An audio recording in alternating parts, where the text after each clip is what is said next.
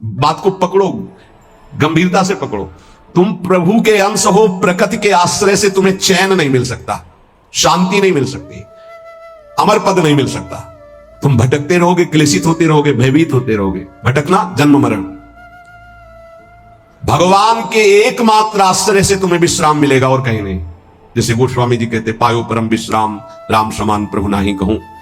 लेकिन कोई भगवान का आश्रय लेना नहीं चाहता, रुपया का आश्रय लेना चाहता है। वस्तु का बल, पद का बल, परिवार का बल, देह का बल, समाज का बल। तब तक भगवान के दर्शन हो जाए। लोग बातें बनाते समझते नहीं। अरे द्रौपदी जी अवतार है, द्रौपदी जी कोई जन्म नहीं लिए, अवतार हैं, शक्ति का अवतार हैं, यज्ञ कुंड से प्रकट हुई। लेकिन आश्रय दृढ़ तब हुआ इस घटना के बाद, चीरहरण घटना के बाद। नहीं, पांडवों का आश्रय था, सभा का आश्रय था, अपना बल का आश्रय था, दांत का आश्रय लिया। जब सब छूट गया तो गोविंद द्वारिकावासिन। ये चीज समझने, कल कुछ संत भगवान आए तो उनसे यही चर्चा हो रही थी। आश्रय तत्व पर दृष्टि रखो। कहां आश्रय है तुम्हारा? अंदर से देखो, अभी भगवत प्राप्त हो जाओगे। बिगड़ी जन्म अनेक की अभी सुधरे आज, आज अभी हो राम को। आश्रय राम का, आश्रय हरि का, आश्रय प्रभु का। किसका आश्रय? सूरदास जी महाराज कह रहे हैं, अपबल, तपबल और बाहुबल, चौथो बल है दाम। किसका आश्रय इनमें से? अपना बल, तपस्या का बल, दाम का बल, विद्या का बल। किसका बल है? बोले सब बल कहां जागृत होता है? बोले हारे को हरि नाम। तो भगवान के आश्रित हो गया, नाम के आश्रित हो गया। ये जितने आश्रय ये टिकाऊ नहीं है, प्रत्युत ये तुम्हें भ्रमित करके तुम्हारे समय को नष्ट करने वाले हैं। जिसने धन का आश्रय ले लिया, पतन है, शास्त्र कह रहा है। क्यों पतन है?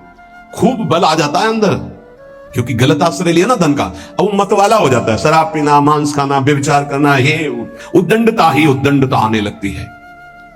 अब भगवत आश्रित और धन आ गया तो उसका धन दूसरी जगह जाता है, क्योंकि आश्रय सही है। अस्पताल खुलवा दिया, पौशाला, संत सेवा, गौशाला, नाना प्रकार की धार्मिक वृत्तियों के द्वारा दूसरों को सुख पहुंचाना। क्यों? क्योंकि आश्रय बढ़िया है। केवल धन का आश्रय है तो सब दोष आ जाते हैं।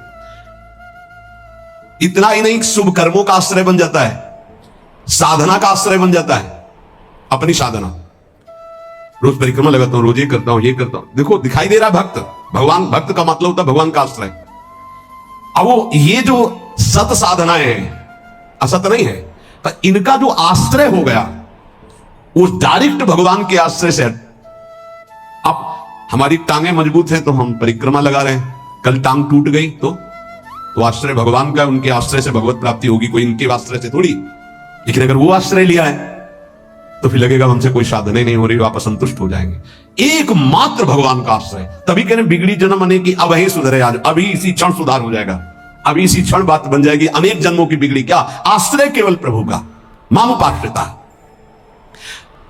भगवत प्राप्ति की साधना का भी आश्रय नहीं। ध्यान दो, ये बड़ा सूक्ष्म। आश्रय केवल प्रियालाल का। साधना बन रही बढ़िया, कल साधना ना बने, ऐसे रोग हो जाए, ऐसी शरीर की स्थिति हो जाए, ऐसी मना स्थिति हो जाए तो हमें भगवत प्राप्ति नहीं होगी क्या? होगी। बोले क्यों होगी? तुमसे कोई साधन तो बनता नहीं। बोले हमने साधन का आश्रय नहीं लिया, हमने तो प्रिया का आश्रय लिया। सर्वेषु साधन वरेषु चिरम निराशा। बात समझना, ये आंतरिक है, आध्यात्मिक। भरोसा केवल प्रभु का, आश्रय केवल प्रभु का, इसी से भगवत प्राप्ति होती है। पूर्व में जब प्रथम बोलना शुरू हुआ था मुरारी से, उनसे यही आश्रय तत्व पर केवल चर्चा होती थी। आश्रय को समझिए। अगर आश्रय साधन का, तो भोग साधन का होता है, साधन सुख का भोग होता है। इसीलिए यह गुण साधनते नहीं, बड़ा सूक्ष्म है। अब जैसे अल्पज्ञ साधक है तो सोचता है कि फिर तो साधना ही नहीं करनी चाहिए। तो अभी तक आप कर रहे थे क्या? आपसे करवा रहे थे जिनके आश्रित हो। ऐसे भाव में आओ। साधन हो रहा है, प्रभु को समर्पित हो रहा है। नहीं हो रहा है तो हम तो प्रभु को समर्पित ही हैं, हमारी भगवत प्राप्ति तो पक्की है। भाई ये समझ आनी बहुत कठिन हो जाती है। हम परिक्रमा लगाया है तो कह सकते हैं कि हम भगवत प्राप्ति कर सकते हैं, क्योंकि साधन का भरोसा है। अगर नहीं लगा पाए तो हमारे भरोसा में कमी हो जाएगी। आप आखिरी बात समझ लीजिए, यदि आपने अंदर से आश्रय हमारे प्रियालाल का ले लिया, कुछ नहीं बन रहा, तो भगवत प्राप्ति हो जाएगी। हमारी बात समझ लेना। ये हम बहुत समझी सोची हुई बात कर रहे हैं। आश्रय आपका कहां है? एक क्षण के आश्रय को प्रभु बहुत बड़ा मान लेते। ध्यान रखना, जब बाली जी का भगवान ने प्रहार करके वध किया तो आखिरी श्वासें बाली जी की भगवदाकार थी।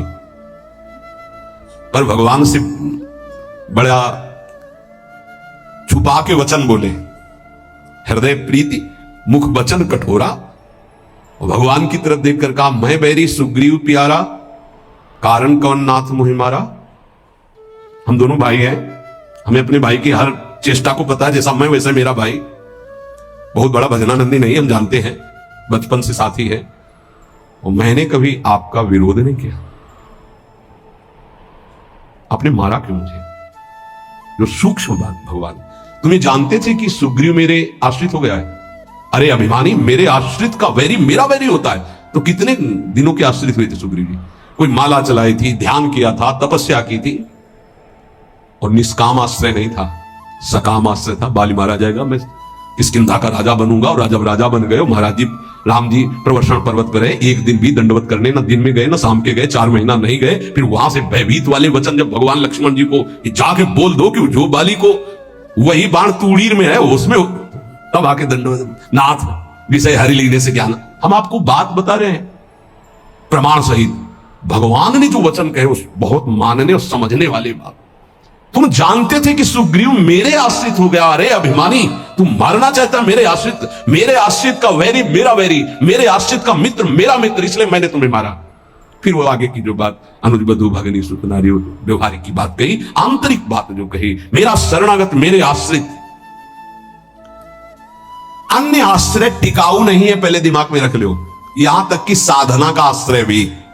इसीलिए सर्वेषु साधन वरेषु चिरम निराशा। साधना का आश्रय साधन का भोग करवाने लगता है। साधन का भोग क्या होता है? एक अहम में सुख। दिन में 3 परिक्रमा लगाता हूं वृंदावन की, वो अहम में जो आश्रय बैठ गया साधना का, ये अहम भोग कर रहा है उसका। 3 लग गई तो कोई बात नहीं, 3 दिन नहीं लगी तो कोई बात नहीं, उन्हीं के तो आश्रित। मान लो कोई ऐसी शरीर की अव्यवस्था, प्रमाद नहीं होती, प्रमाद नहीं होता भक्तों में। आश्रय हमारा प्रभु का, जैसी उनकी रुचि हो वैसा चलावे। बहुत बढ़िया साधन बन गया तो हमें कोई हर्ष नहीं है, और कोई साधन नहीं हुआ तो हमें कोई शोक नहीं है। यह स्थिति समझना बड़ा कठिन है। जब तक उपासक भगवान के आश्रित नहीं होता, तब तक वो किसी न किसी पराधीनता को स्वीकार करता रहता है, और इसीलिए उसका दुख नहीं मिटता। अन्य आश्रय परिणाम दुख। ध्यान रखना, प्रभु के सिवा अन्य आश्रय बराबर दुख, प्रभु का आश्रय बराबर सुख। दुख की निशानी नहीं। संसार में प्रगट आश्रय भोगों का, शरीरों का, पदों का, धन का बड़ा आकर्षण है। स्त्री का आश्रय, पुत्र का आश्रय, मकान का आश्रय, बड़े बड़े आश्रय हैं अंदर। जब तक ये आकर्षण रहेगा तब तक भगवान में आकर्षण नहीं होता। और अंदर सब आकर्षण में वही कृष्ण का है। भगवान का आश्रय होते ही त्रिभुवन की प्रिय से प्रिय वस्तु से राग खत्म हो जाएगा। ये पहचान है। कोई प्रिय नहीं लगेगा, वही प्रिय लग रहे हैं, उनके सिवा वास्तविक आज भी किसी को कोई प्रिय नहीं लगता। अगर वो अंतर ध्यान हो जाए तो उस शरीर को फूंक दिया जाता है, जला दिया जाता है, गाड़ दिया जाता है। क्या ये प्रियता रही? प्रियता तो प्रभु से ही थी। देखो, प्रगट में देखने वाले की दृष्टि में और वर्तमान की स्थिति में बड़ा अंतर हो सकता है। ऐसा नहीं है कि आप जो दृश्य देख रहे हो वो दृश्य वैसा ही हो। आपकी देखने की क्या शैली है? एक बार यही बात अकबर से जब कहा बीरबल ने कि देखी हुई बात गलत हो सकती है, अपना चिंतन जैसा होता है वैसे ही दृश्य दिखाई देता है, उसको भी समझना चाहिए, ना कि जो हमें दिखाई दे रहा है वही सत्य है। ऐसा कैसे हो सकता है? जब हम देख रहे हैं तो सत्य क्यों नहीं हो? तो उनका कभी ऐसा आपके सामने प्रश्न आवे तो बताना, फिर हम आपको उत्तर देंगे। एक दिन जो बादशाह की सैया लगाता था, उसके मन में आया कि जीवन व्यतीत होता जा रहा है फूलों की सैया लगाते हुए बादशाह के लिए, तो क्या आ रहा है? 5 मिनट लेट के देखते बादशाह थोड़ी आ जाएगा इस समय। लेटा तो सोचा इनका जो चद्दर है इतना सुगंधित और मुलायम, जरा डाल के डाला और आंख मूंद के 5 मिनट आनंद लेते, सो गया। अब भैया कहां चारपाई में सोने वाला, कहां बादशाह की सही आवे। और दरबार में उनको विलंब था, तो जो उनकी पत्नी थी वो वहां गई। आज महाराज बिना कुछ खाए पिए बात किए, हमें लगता कोई सीरियस मैटर रहा होगा, थकित होकर के सो गए। पार्श्व में वो सो गई। बादशाह आया तो देखा मेरी सैया में कोई पुरुष और हमारी पत्नी। तलवार खींची तो कहा, उसने कहा था बीरबल ने कि दृश्य झूठा हो सकता है। उसको बुला के कहते हैं एक दृश्य कहां से झूठा हो सकता है, मैं सत्य देख रहा हूं। बुलाया और कहा कि तुम कहते थे दृश्य झूठा हो सकता है, देखने वाले की क्षमता के अनुसार दृश्य दिखाई दे। मैं देख रहा हूं मेरी पत्नी किसी गैर पुरुष के साथ पड़ी हुई, ये झूठा है? बोले महाराज झूठा भी हो सकता है। झूठा ही है मैं ऐसा नहीं कहता, लेकिन झूठा भी हो सकता है। अब कौन पुरुष है हमें तो पता नहीं, लेकिन आप 2 मिनट खंभे की आड़ में रुकिए। रानी को ऐसे जी, बोले आप किसके साथ सो रहे? महाराज के साथ। बात नहीं की? बोले थके थे, सो रहे थे इसलिए, जगह नहीं, पार्श्व में सो गए। ठीक है आप जाइए, हम महाराज को जगा के ला रहे हैं क्योंकि भोजन नहीं पाया इनको पवाना। हाँ ठीक है। पर्दा हटाया तो फूल भी साले वो तो घबरा रहा था एकदम। तो उनका मालिक जान बचा लो, मुझे ऐसा ऐसा आया इसलिए। नहीं तो किसके साथ? बोले हमारे साथ तो कोई नहीं था। बादशाह पर्दे की आड़ में सुना, पूरे चुपचाप भाग जा, अगर बादशाह जान गए तो भागा। बोले सरकार देखा दोनों निर्दोष थे, यदि आप मारते तो दोनों की हत्या आप कर सकते थे, लेकिन दोनों निर्दोष थे। हमारी दृष्टि प्राकृतिक दृश्यों का फाइनल नहीं कर सकती, फिर सच्चिदानंद का कैसे? तो हमें अपनी दृष्टि सुधारने, वीत राग, जिनका राग बीत गया है, अर्थात परम वैराग्यवान, भगवत लीला का रसास्वादन, इसलिए परम वैराग्यवान परमहंस शिरोमणि सुखदेव जी को श्रीमद् भागवत कथन का अधिकारी श्री भगवान व्यासदेव जी ने जान करके भागवत दी। जब कोई प्रभु से विमुख हो जाता है तो नाशवान पदार्थों में और शरीर में, ये नाशवान है, इसमें राग हो जाता है। अब ये राग उससे पापाचरण कराता रहता है, वो भगवान की लीलाओं को नहीं देख सकता। हमारा सच्चिदानंद प्रभु की प्राप्ति का पहले भूमिका समझ ले। जब कोई तीनों रागों से, 3 प्रकृति के गुण, 3 शरीरों की रचना, तीनों लोगों का वैभव, तीनों रागों से जो मुक्त हो जाता है वो भगवत प्राप्त होता है। भगवत प्राप्ति में भी बड़ा भेद है कई तरह का। भगवत प्राप्ति में भी जो रस सिद्ध महापुरुष है वो गोपी भाव को, जो उनसे भी सहचरी भाव को, आपकी दशा कहां है? देह भाव में हो। अब देह भाव से देखोगे तो क्या दिखाई देगा? जैसा चश्मा वैसे दिखाई देगा। इसलिए लीला का वास्तविक रहस्य कौन जानता है? बोले वीतराग। कौन वीतराग? बोले जो परमात्मा से विमुख है, उसका नाशवान प्रकृति के द्वारा रचे हुए वस्तु, व्यक्ति, स्थान, शरीरों में राग हो जाता है। वो राग जिसका नष्ट हो चुका है उसे कहते हैं वीतराग, परमहंस। ये राग कामना पैदा करता रहता है, रजोगुण से राग उत्पन्न होता है, और राग से अप्राप्त की प्राप्ति की चाह का नाम कामना है। मैं ये भोग लूं, जो सुना, जो पढ़ा, जो देखा, वो भोग लूं, प्रकृति का कामना कहते हैं। कामना जहां उत्पन्न होती है तो पी पदार्थों का भोग भोगने से लोभ होता है, पी पदार्थों के भोगने में बाधा पड़ने पर क्रोध होता है। भगवान कह रहे हैं कि वीतराग भय क्रोधो मनमया मामुपाश्रितः, जिसका राग नष्ट हो चुका है और जिसका क्रोध नष्ट हो चुका है, क्रोधी नहीं और भय नहीं है। भय, जब तक आप पापाचरण करेंगे तो बिना किसी भय के भी आपको भय लगता रहेगा। ध्यान रखना, हृदयों में देख लेना। अगर भय लग रहा है आपको, अव्यक्त भय, कहीं ऐसा न हो जाए, कहीं ऐसा, आपका मन मलिन है और आपने पापाचरण किए हैं, वो आपको भयभीत करते रहेंगे। जो भगवत शरणागत निर्मल हृदय वाला होता है उसके अंदर निर्भयता आती है, निर्भय, निश्चिंत, निशोक। भगवान कह रहे हैं जो राग रहित है और भय रहित है। भय एक ही जगह आता है। अज्ञान जनित नाशवान शरीरों में राग, भोगों में राग, जिससे पापाचरण, तो ये शरीर न नष्ट हो जाए इस बात का भय बना रहता है, कहीं भोग सामग्री न छूट जाए इस बात का भय बना रहता है, और एक मन में अव्यक्त भय बना रहता है, वो पापाचरण का फल, वो एक कल्पनात्मक भय बना रहता है, भयावह, जिसे आजकल भाषा में डिप्रेशन कहते हैं। वो बेमतलब की बातें सोच सोच कर डरता रहेगा। लेकिन भजन, भगवद आश्रय, ये निर्भय करता है, भय नहीं रहता। जब हमारी कामनाओं की आपूर्ति होती है तो क्रोध आता है, लेकिन भक्त की अगर कहीं वो कामना वाला भी अभी है, आपूर्ति होती तो कृपा मनाता, बड़ी कृपा हुई, भले ले दिया, नहीं मेरा मन फंसा देता। पूर्ति हो गई तो बहुत दुलार है, बड़ी प्रभु की दुलार वृत्ति है, वो प्रभु की तरफ ही देखता है, पूर्ति में भी अपूर्ति में। इसलिए ना वो तो लोभ से बंध पाता है ना क्रोध से। वो तो महान पुरुष होते हैं जिनमें कोई कामना नहीं होती, लेकिन प्रायः कामना से ही भक्ति प्रारंभ होती है। जो हमारा अनिष्ट होने की आशंका बनी रहती है, ये अविद्या, अज्ञान, नाशवान पदार्थ, नाशवान शरीर की प्रियता के कारण। तो भय, क्रोध, लोभ, ममता, ये सबका मूल जो है कामना है, काम है। इसी से दोषों की उत्पत्ति होती है। जब तक ये काम है तब तक भगवान की लीलाओं को तुम कैसे जान सकते हो? कैसे जान सकते हो? जब तक तुम्हारे शरीर से काम क्रीड़ा होती है तुम्हारे अंदर मन में कामनाएं प्रकट होती हैं, तब तक तुम भगवान के चरित्रों का रहस्य नहीं जान सकते। क्योंकि भगवान कह रहे मेरे जो चरित्रों को, मेरे कर्म को, जन्म को दिव्य जान जाता है, उसका पुनर्जन्म नहीं होता, तो कौन जान जाता है? तो बोले वीत राग भय क्रोधाहा, जिनका राग नष्ट हो चुका है, जो निर्भय हो चुके हैं, जिनके हृदय में क्रोध नहीं है। और भगवान कह रहे मनमया मामुपाश्रिता, मनमयाहा, जो मुझ में तल्लीन है, रात दिन नाम जप कर रहे भगवत ध्यान में, मामुपाश्रिता, मेरे ही आश्रित है, मेरा ही चिंतन, मेरा ही आश्रय, अंदर से किसी से कोई राग नहीं है, किसी भी भोग की भोगने की इच्छा नहीं है, उस इच्छा की जब वृत्ति नहीं तो क्रोध और लोभ की संभावना ही नहीं, और जब इच्छा ही नहीं तो पापाचरण नहीं तो भय नहीं हो। भय केवल पापाचरण से होता है।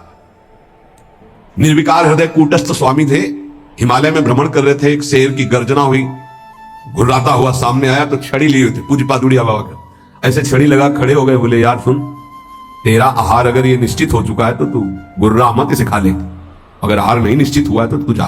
वो चला गया। कितने निर्भय किस सिंह के सामने भी एकदम ऐसे, क्यों? क्योंकि वीतराग है, शरीर से राग नष्ट हो चुका है। श्री भगवान कह रहे कि मामुपाश्रिता, देखो बहुत सुंदर बात कह रहे, ध्यान देना। अपने लोगों का स्वभाव है बिना आश्रय के जी नहीं सकते, किसी न किसी का आश्रय, शरीर का आश्रय, रुपए का आश्रय, विपरीत शरीर का आश्रय, पद का आश्रय, विविध भोगों का आश्रय, नशा आदि का आश्रय, बिना आश्रय की जी नहीं सकता है। आप ये समझ लो, ऐसी मान्यता हो चुकी है। और आश्रय अगर ये सब छोड़ दे तो अमर हो जाए, उसको लगता है मैं मर जाऊंगा बिना इसके, वो अमर हो जाए। यही माया का भ्रम है। किसी न किसी का आश्रय लिए रहता है, कभी भी वो आश्रय टिकाऊ नहीं है। ध्यान देकर देखिए क्या टिकाऊ है? मनुष्य शरीर टिकाऊ है? नहीं। Bank balance? नहीं। कोई पदार्थ पदवी? नहीं। बहुत ध्यान देने योग्य बात है। परमात्मा के अंश तुम्हारे अंदर जो एक आश्रय लेने की वृत्ति प्रकट हुई है, प्रकृति से, यही बंधन है। और इस बंधन को तुम तभी छुड़ा सकते हो जब प्रकृति को जिसने रचा उसका आश्रय ले लो, परमात्मा का, प्रभु का। भगवान का अंश जब तक प्रकृति के कुछ भी आश्रय रखेगा तब तक वो भय, क्रोध, लोभ, राग इनसे पिटता रहेगा, चिंता, शोक, नाना प्रकार की। वीत राग, बहुत सुंदर बात है। लीला का निर्विकार स्वरूप अनुभव देखो। अगर गोपी प्रेम में तनिक भी कोई ऐसी बात होती तो परमहंस श्री सुखदेव जी, जो लौटकर अपने पिता का मुख नहीं देखा, जब पुकार रहे थे, माता को तो देखा ही नहीं, वो भला ऐसे विलास को कभी गा सकते थे?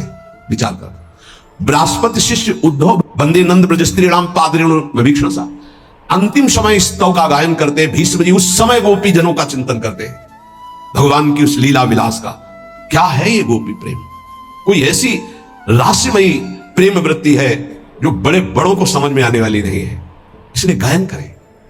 गायन से आप रास पंचाध्यायी के फलस्तुति को पढ़िए, उसमें लिखा है ये श्लोक पुरा में याद नहीं, विक्रीडितम ब्रजबधू भीरुदम च विष्णु, इस श्लोक में है कि जो श्री कृष्ण की इस रासलीला का जो गोपी जनों के साथ भगवान अद्भुत सुख वर्षा कर रहे हैं, इसका जो गायन करेगा, पाठ करेगा, वो हृदय रोग से रहित हो जाएगा। ये हृदय रोग को निर्मूल करने वाली लीला, अर्थात काम का सर्वनाश करके प्रेम प्रकाशित करने वाली। श्रीमद चतुरासी जी की फलस्तुति में लिखा है, भवजल निधि को नाव और काम पावक को पानी। काम रूपी अग्नि को शांत करने के लिए लीला जल है। चतुरासी जी का गायन निष्काम करके प्रेम प्रकट करता है। यहां प्रार्थना है, अर्थ की तरफ दृष्टि मत ले जाना। अगर अर्थ कभी आप पढ़ भी ले तो उसको चिंतन में मत आओ, उसको छोड़ दो। जब तक आपकी भाव दशा ठीक नहीं, अभी आपके अंदर काम आता है, आपके अंदर नाना प्रकार की वासनाएं हैं, आप नहीं समझ पाएंगे। आप उसे प्राकृतिक भाव से अगर देखेंगे तो बात ठीक नहीं, क्योंकि प्रिया प्रीतम सच्चिदानंद में आपकी बुद्धि प्राकृतिक भाव सच्चिदानंद पर आरोपित करना, फिर वो बिगड़ जाएगा। इसीलिए यहां प्रार्थना करते हैं, नवनिवृत्त निकुंज के पदों का गायन, चिंतन भागवत गीता जी के सिद्धांतों का, देह राग को शिथिल करके फिर चिंतन जो प्रकट होता है वो आंसुओं से भींगे हुए कपोल वाला होता है। गदगद सुर नैना सजल दंपति रस रहे भीन।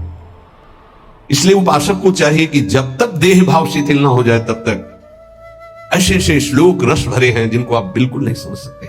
इसलिए भगवान की अवतार लीला, भगवान के उपदेश देखो, शास्त्रों में हमने पाया कि जब अपने शिष्यों को उपदेश गुरुदेव करते हैं तो उनसे कहते हैं कि देखो भाई, मेरे उपदेश से जो मेरा आचरण न मिलता उसे कभी स्वीकार मत करना। मेरे उपदेश से जो मेरा आचरण या शास्त्र की आज्ञा से जो मेरा आचरण न मिलता हो उसे कभी अनुकरण मत करना। क्यों? क्योंकि तुम्हारी स्थिति नहीं है, तुम अनुकरण करोगे परास्त हो जाओगे। मेरा जो तुम्हारे लिए उपदेश है, शास्त्र की जो आज्ञा, उसके अनुसार चलना। आप सोचो, जगत गुरु भगवान श्री कृष्ण की लीला का कोई अनुकरण कर सके?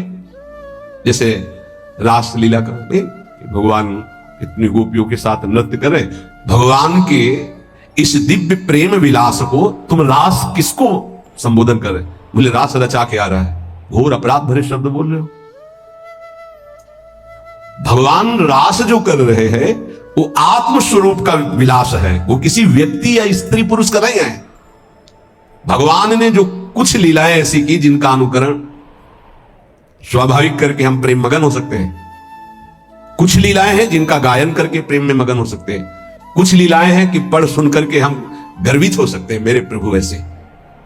तो रास लीला के पहले भगवान की जैसे लीला एक आती है गोवर्धन लीला, फिर रास लीला। चलो रास लीला तुम करने के अनुकरण करने की बात करते, चलो गोवर्धन लीला करो। नहीं, भगवान जो लीला करते हैं उनका अनुकरण करो, गोवर्धन लीला करो। अब भी 21 किलोमीटर के महाराज है गिरिराज जी। श्री कृष्ण चंद्रजू जो लीला कर रहे हैं वो गायन करनी है, अनुकरण करने की सामर्थ्य किसमें है? किसमें है? भगवान शंकर ने हलाहल जहर निकला समुद्र मंथन से, यहां रोक लिया। तुम एक कुल्ला पानी रोक के दिखाओ, पानी, और हलाहल जहर रोक लिया। तो सामर्थ्यवान महापुरुषों का आचरण वही अनुकरणीय है जो शास्त्र सम्मत है, जिनका वो आदेश कर रहे हैं कि आप ऐसा कीजिए। हर बात अनुकरणीय नहीं है, क्योंकि किस दशा में किस स्थिति में है। इसीलिए यहां भगवान कह रहे मेरे जन्म कर्म की दिव्यता को कौन जानेगा, और जो जानेगा उसका पुनर्जन्म नहीं होगा। तो बोले वीत राग, जिसका राग नष्ट हो चुका है। जेहि विधि राखे रहिए, जैसे तुम्हारे इष्ट रख रहे हो वैसे रहना सीखो। दुख सुख कैसे पड़े केहू से तनिक न कहिए। ये बात बांध लो हृदय की ग्रंथि में कि हमें चाहे जैसी परिस्थितियों में किसी से सहयोग के लिए नहीं कहेंगे, तो हरि सहयोग के लिए आएंगे। इंतजार करना, आखिरी हद में रहना, बीच में टूटना नहीं। तो आखिरी में जो आएंगे वो हरि आएंगे, पक्का आएंगे, पक्का आएंगे। विश्वास कर लीजिए, बहुत बार देखा है, बहुत बार। आखिरी हद में रहना, बीच में टूटना नहीं, तो आखिरी जो आएंगे वो हरि आएंगे, देख लेना। दुख सुख कैसे पड़े केहू से तनिक न कहिए। कभी ऐसा जीवन में नहीं कहा गया है कि बीमार हो थोड़ा सहयोग करोगे क्या? कभी जीवन में नहीं। जैसी परिस्थिति, और सेवा में जाने पर कभी आभास नहीं होने दिया कि शरीर कष्ट में है। पूरी यथावत प्रसन्न मुद्रा में सेवा, बाहर निकल गए, फिर लेट गए। कैसी भी परिस्थिति हो सामने जानने न दो, और किसी को अपने हृदय की कमजोरी मत बताओ। खाने को नहीं है, दर्द है, बहुत समस्या है, मेरा हरि जान रहा है और उसने पास किया है ऐसी परिस्थिति, तो उनके द्वारा किया हुआ विधान मेरे लिए परम मंगल विधान है। रहीमन मन की मन व्यथा रखे मन में गोए, सुनी चले हैं लोग सब बांट न ले है कोई। उपहास करेंगे लोग, कहना नहीं, अंदर की बात केवल अपने हरि से कहो। तेरे मन में और करने वाला है, और तू न करे खराब नाहक को निस दिन दौरे। बाको कीजे याद जाहि की मारी टूटे, आधी को तू जाए घरे में सब में फूटे। पलटू गुना किए से भजन माहि भंग होए, हरि को दास कहाए के गुना करे ना कोई। तेरे मन में और करने वाला है, और तू ना करे खराब नाहक को निस दिन दौरे। ए भाई, तू हरि का दास है, तेरी सारी जिम्मेवारी हरि की है। तू नाहक में अपने आप चिंता लेकर परेशान हो रहा है। पक्की बात, पक्की बात।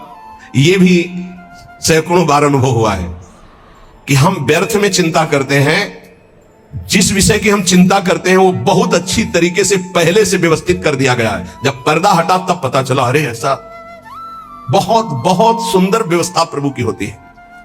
तू नाहक में, व्यर्थ में तू अपने चित्त को प्रभु के चिंतन से हटा करके परेशान हो रहा है। वाको की जय याद जाय की मारी टूटे। उस प्रभु का चिंतन कर जिसके प्रभाव से काल भी भयभीत होता है। तेरा कौन सा कार्य नहीं बन जाएगा। यदि तू आधी को संभालने के लिए चलेगा, भगवत चिंतन छोड़ देगा तो पूरा का पूरा नष्ट हो जाएगा, कुछ संभल नहीं पाएगा। और भगवत चिंतन पकड़े रहेगा तो सब संभल जाएगा। पलटूदास जी कह रहे कि हरि का होकर के कोई गुनाह मत कर देना, कोई गलती ऐसी मत कर देना जो दास कहाने में कलंक हो जाए। जैसे कहा है मुआर दासा करे तुच्छ नरन के आशा, तो कहो कहां रहा विश्वासा, मेरा विश्वास कहां रहा यदि साधारण संसारी पुरुषों का आश्रय रहा। भली बुरी को कहे रहे सही सबका धक्का, कोई गाली दे कोई अपमान करे, इन बातों पर ध्यान नहीं दिया जाता। मत वाले हाथी की चाल चला जाता है, मस्त गजेंद्र की तरह भूखते रहो, कोई फर्क नहीं पड़ता। भली बुरी सबकी सुन ले बे, करी गुजरान गरीबी मां, मन लागो मेरो राम फकीरी मां। कहत कबीर सुनो भाई साधो, साहब मिलत सबूरी मां, मन लागो मेरो यार फकीरी मां। शांत भाव से सब सह गए। धीरज धैर्य संतोष रहे, दृढ़ हुए ठहराई। धैर्यवान, पक्का स्वभाव, विचलित ना हो। जहां जमा के पैर रख दिया, जमा दिया, हटा नहीं सकते, गर्दन कटा सकते हैं। यह है सूरवीर योद्धा का मार्ग भजन का, अर्थात जितने माला, जितना पाठ, जितना नियम, कभी छोड़ नहीं सकते। धीरज धैर्य संतोष रहे, दृढ़ हुए ठहराई। नियमावली को प्राणपन से निर्वाह करना, विनोद की बात नहीं, परमार्थ। ऐसे थोड़ी तत्वबोध, ऐसे परमात्मा प्राप्ति थोड़ी होती। जानबूझकर हर सुखों का त्याग करके अपने को कठोर बनाया जाता है, अपने को मजबूत बनाया जाता है। धीरज धैर्य संतोष रहे, दृढ़ हुए ठहराई। जो कछु आवे खाई, बचे सो दे लुटाई। संग्रह न करे। बड़ी श्री जी की कृपा है जो अपने लिए कभी संग्रह ना हो। अपना नाम, अपना मकान, अपना वैभव अगर गृहस्थी में भी है तो ठाकुर जी के भाव में रखे तो जीवन मुक्त होने के लिए बढ़िया अवसर है। ये घर ठाकुर जी का, नाथ सकल संपदा तुम्हारी, मैं सेवक समेत सुतनारी। और विरक्त में तो भगवान ही भगवान है, उसका कुछ है ही नहीं। कहीं भी अपना अस्तित्व न रहे तो जीवन मुक्त होने में सहजता आ जाएगी। लगे न माया मोह जगत की, छोड़े आशा। बहुत ध्यान देने योग्य बात। बल तज निर्बल होए, सबुर से करे दिलासा। काम क्रोध को मार के मारे नींद आहार, पलटू ऐसे दास को भरम न करे संसार। ये महापुरुषों के वचन, यही चिंतन करने योग्य। कह रहे कि जो अपने लिए कोई उपाय नहीं करता, अपना कुछ नहीं रखता, सब प्रभु का, उसको कभी माया मोह परास्त नहीं कर सकता। जो किसी से कोई आशा नहीं रखता। सील स्नेह शीतल वचन, या संतन की रीति। सुनत बात के जुड़ाए जावे, सबसे करिए प्रीति। संतों की रीति यही है कि उनके वचन सुनकर संसार के ताप से तापित जीव आनंद को प्राप्त हो जाए। हमारे प्रभु अंदर की बात देखते, देखो बहानेबाजी जो है, अंदर का भरोसा टूटा ना प्रभु का, तो बाहर का नाटक प्रभु की प्राप्ति नहीं करा सकता। अंदर का भरोसा, अंदर से अगर अर्थ प्राप्ति का किसी भी तरह से भाव बन गया तो हमारा जितना किया करा ऐसा माटी हो जाएगा। चाहे हमारे शिष्य हो, चाहे हमारे मित्र हो, सब ये बात सुन लीजिए। हमारी अंतिम अंदर की बात यही है, हम कामी है, क्रोधी है, माना हम भगवान के लायक उस कोटि के नहीं, लेकिन कम से कम जो हमारे भगवान का भरोसा है वो तो ना टूटे। प्रियाजू का भरोसा ना टूटे, चाहे विश्व में कोई भी हो। ये बात समझ लो, अगर भरोसा उनका बना रहा तो आप कुछ भी हो भगवत प्राप्ति हो जाएगी। और भरोसा प्रियाजू का टूट गया तो कुछ भी हो भगवत प्राप्ति नहीं होगी। बात भरोसे की है। यहां जो अभी कहा गया कि पलटू ऐसे दास को भ्रम न करे संसार, ऐसे दास को भ्रमित नहीं कर सकता। कैसे दास को? कि जैसे हमारे इष्ट रखे वैसे हम रहे। जो प्रभु हमें पवाए पारे, जैसे प्रभु रखे। गुरु का और शिष्य का संबंध आज्ञा पालन के लिए होता है। आज्ञा पालन ही गुरु पूजा है। अगर गुरु की आज्ञा पालन नहीं तो बाहरी भेंट और माला और रबड़ी रसगुल्ला ये गुरु पूजा नहीं है, ये व्यवहार है। ये हम बाबा जी तुम ढेर सारे कपड़े ले आओगे तो क्या करेंगे? क्या करेंगे इनको? तुम ढेर सारी वस्तुएं ले आओगे, हम क्या करेंगे? अरे उधर पोषण करना, राधा राधा गाना, हमें कुछ नहीं चाहिए। अच्छा, जिस दिन बिजली नहीं होगी, जिस दिन माइक नहीं लगेगा, तो जितना आवाज है उतनी आप तक पहुंच जाएगी। आप धैर्य से सुन लीजिएगा। अर्थ की चाह करने का मतलब है श्री जी से दूर हो जाना। हम खुली बात इसलिए कहते हैं कि घुमा घुमा कर यही माया अंदर आकर के बैठ जाती है। कोई व्यवस्था नहीं, किसी का सहयोग की जरूरत नहीं। ये जो भगवत चर्चा हो रही यही व्यवस्था है, इसी को अपने जीवन में उतारो। यहां जुड़ने का मतलब व्यवस्था हमारी तुम्हें संभालने की नहीं है, तुम्हारे संभले नहीं संभलेगी। हम फकीरों की व्यवस्था ईश्वर से संभलती है, तुम संसारियों से नहीं। हमारी आंतरिक व्यवस्था है। ये शरीर तो उनके सहारे जैसे चाहे रखे, पूरा जीवन हो गया। अब तो जा रही अंतिम, अब तो शाम होने वाली है। प्रभात से लेकर के दोपहर हो गई और शाम हो गई।